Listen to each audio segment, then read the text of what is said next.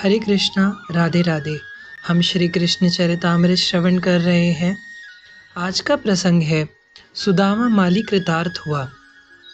राजपथ को छोड़कर मथुरा की एक गली में प्रवेश कर गए थे श्री कृष्ण। यहाँ भी गली मनसुख हंसा था। नगर ही क्या देखना, मथुरा की गलियों को भी देखा जाए। हंसते हुए अपने बड़े भाई दाऊ की ओर श्री कृष्ण ने देखा था। मैं तो कुछ कह ही नहीं रहा, दाऊ भैया ने उत्तर दिया। दाऊ भैया, गली अच्छी है ना? सुगंध ही सुगंध है इस गली में। आगे बढ़ते हुए श्री कृष्ण बोल रहे थे। मैं क्या कहूँ कृष्ण, कोई भक्त है क्या तेरा इस गली में? क्योंकि तुझे अपने भक्तों के लिए ही इतना आतुर मैंने देखा है। दाऊ बोले थे। रुक गए श्री कृष्ण। गली खत्म हो गई थी, अंतिम घर था ये। गलियों की मालियों की गली लगती है क्यों कन्हैया? श्री दामा ने पूछा। हाँ, मालियों की ही बस्ती है ये। फूलों का ही काम होता है यहाँ। सुगंध से तो समझ में आ ही रहा होगा। श्री कृष्ण मंद मुस्कुराए। और तेरे ये भक्त का घर है क्यों? दाऊ ने भी मुस्कुराते हुए पूछा। दाऊ भैया, आपको कैसे पता?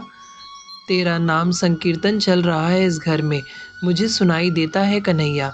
और दाऊ ने ही आगे बढ़कर द्वार खटखटाया। श्री कृष्ण गोविंद हरे मुरारी, हे नाथ नारायण वासुदेवा।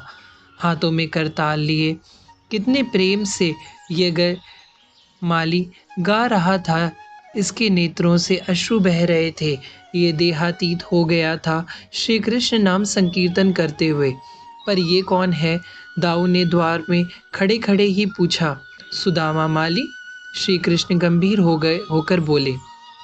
इसके घर में कोई नहीं है। हाँ हाँ है दाऊ भैया, इसकी पत्नी है। और संतान? दाऊ भैया ने पूछा।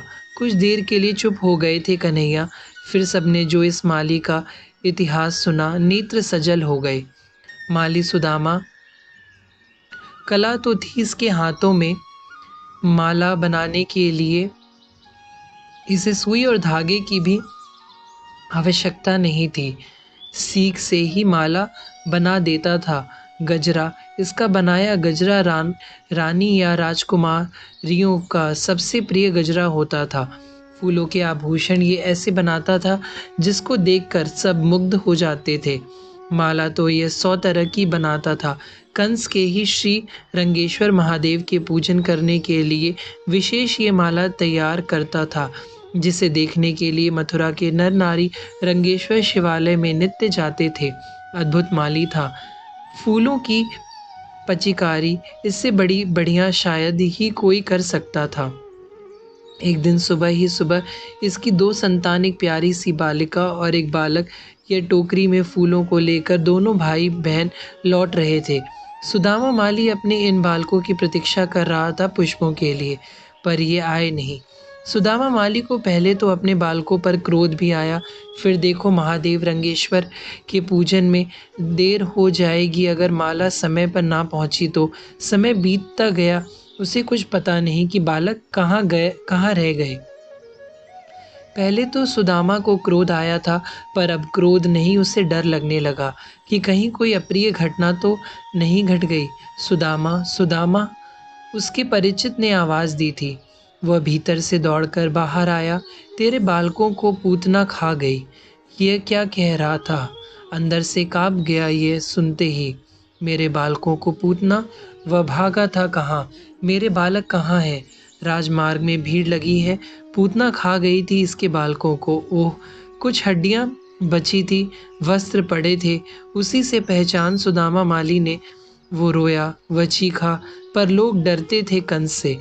वह सब वहाँ से चले गए। सुदामा माली रोता रोता कंस के पास आया। कंस रंगेश्वर महादेव में बैठा हुआ था। वह भी सुदामा के माला की प्रतीक्षा ही कर रहा था कि महाराज, महाराज, मेरे बालकों को पूतना खा गई। मैं तो आपका अपना हूँ, फिर मेरे साथ ऐसा क्यों? वह चिल्लाया। तो कंस ने बिना कुछ सुने उससे कहा, पूजा के माला पुष्प कहाँ है? मेरे बालक मर गए, न्याय करो महाराज। माली का हृदय चित्कार कर रहा था। हट, दुष्ट कंस ने बिना कुछ सोचे समझे एक लात का प्रहार किया। बेचारे सुदामा माली के वक्ष पे वह गिरा, फिर उठा, अपने आंसू पोंछे घर की ओर चला गया। इससे कंस को पास जाना छोड़ दिया था। राजा कंस ने इसे बुलवाया भी, पर यह नहीं गया। जो इसे कंस की ओर से बुलाने आता, यह उससे कह दो राजा से मुझे मार दे, मेरे 2 बालकों को तो मार दिया है, हम दोनों दंपत्ति को भी मार दे। कंस के लोग कहते यह पागल हो गया है। कुछ वर्ष बीत गए थे। सुदामा माली उस दिन बहुत प्रसन्न हुआ, बहुत प्रसन्न। वह नाचा था उस दिन। क्या हुआ?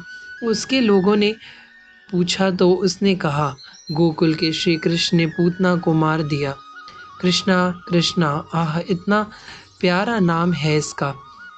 वह इसी नाम का स्मरण करता, दिन रात इसी नाम को गाता रहता, प्रार्थना करता, हे कृष्ण, दुष्ट कंस का भी वध करो, अत्याचार चरम पर है इसका।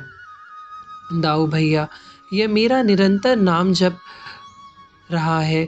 11 वर्ष से यह भोजन भूल सकता है पर मेरा नाम नहीं।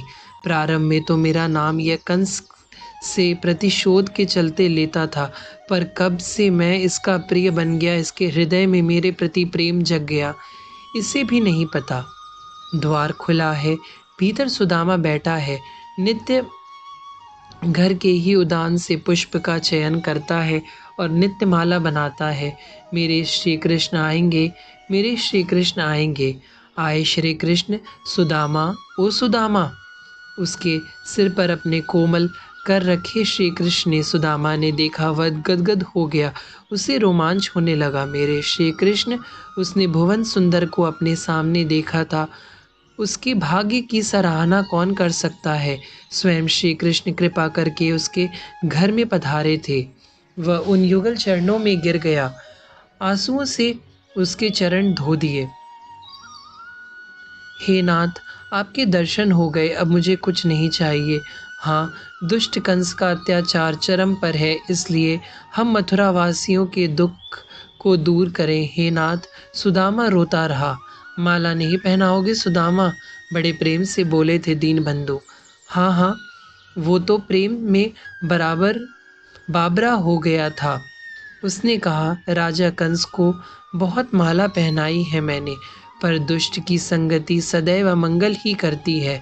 मेरे तो संतान ही छीन ली उस दुष्ट ने, पर आज मैं अपने जीवन धन को माला पहनाऊंगा। मेरे सब कुछ आप हो नाथ।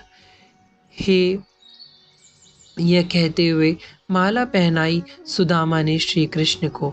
दाऊ जी को समस्त सखाओं को श्री कृष्ण के ऊपर पुष्प छोड़े और चरणों में तुलसी दल चढ़ाकर वह सुदामा माली साष्टांग लेट गया। मेरे 2 बालक थे नाथ, पर दुष्ट कंस के कारण सुदामा रोने लगा। माली के सिर में अपने हाथ रखते हुए श्री कृष्ण बोले, हमें सब पता है, चिंता मत करो। कंस का अत्याचार समाप्त करने के लिए ही मैं यहाँ आया हूँ। गंभीर थे श्री कृष्ण।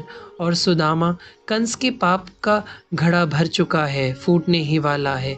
इतना ही कहकर वह पीतांबरधारी बाहर निकल गए थे। जय जयकार कर उठा माली। धन्य हो गया था यह सुदामा माली। हरे कृष्णा, राधे राधे।